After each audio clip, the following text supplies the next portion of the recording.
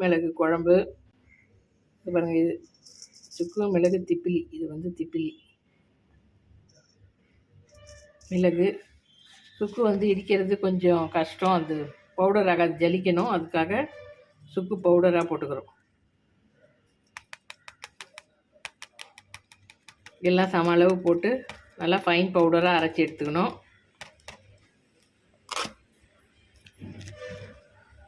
மற்றவங்களுக்கு செஞ்சு கொடுப்பாங்க. ரொம்ப சூப்பர் குழம்பு இது. மழை காலத்தில் நம்ம செஞ்சு சாப்பிட்டோம்னா சளி இரும்பலுக்கெல்லாம் நல்லது, லங்ஸுக்கு ரொம்ப நல்லது. வச்சு பாருங்கள். சுக்கு மிளகு திப்பிலி பவுடர் பண்ணிவிட்டு இந்த மாதிரி நல்லெண்ணெய் ஊற்றி கடுகு,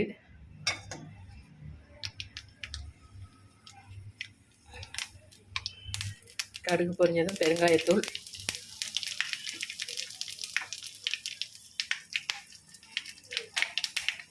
நல்ல ஒரு கைப்பிடி அளவு பூண்டு. இது சின்ன வெங்காயம் தான் நல்லாயிருக்கும், அதனால் சின்ன வெங்காயமே போடுங்க.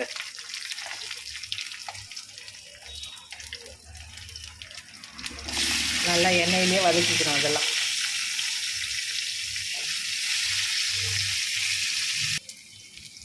வெங்காயம் போட்டு எண்ணெயிலே நல்லா வதங்கி வெந்துருச்சு. கொஞ்சம் கருவேப்பிலை போட்டுக்கிறோம். போட்டு கலந்து நல்லா போடுங்க. கருவேப்பிலையும் 2 பிள்ளை பெற்றவங்களுக்கு செஞ்சு கொடுக்குற குழம்பு. பிள்ளை பெற்று முதல் நாள்லேருந்தே கொடுக்கலாம். அது ரொம்ப சூப்பராக, நிறைய பால் ஊறும், பூண்டு நிறைய இருக்கிறதுனால வெஜிடேரியன்ஸுக்கு இது ரொம்ப யூஸ்ஃபுல்லான குழம்பு. செஞ்சு கொடுத்து பாருங்கள். குழம்பு மிளகாத்தூள் கொஞ்சமாக, நார்மலாக போடுற குழம்பு மிளகாத்தூள் கொஞ்சமாக போட்டு, ஏன்னா நம்ம சுக்கு மிளகு திப்பிலி பொடி போட போகிறோம், அது நல்ல காரம் இருக்கும். கொஞ்சம் லைட்டாக வதக்கி விட்டு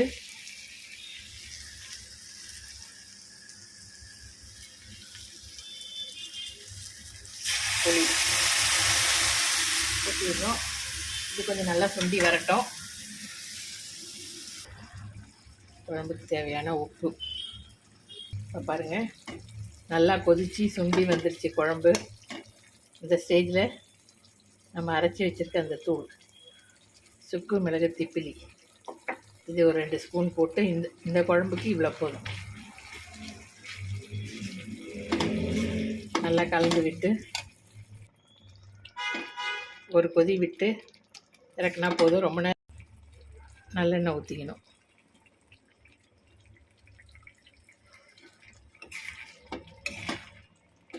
பாருங்கள், எப்படி தேன் மாதிரி இருக்குது பாருங்கள் குழம்பு.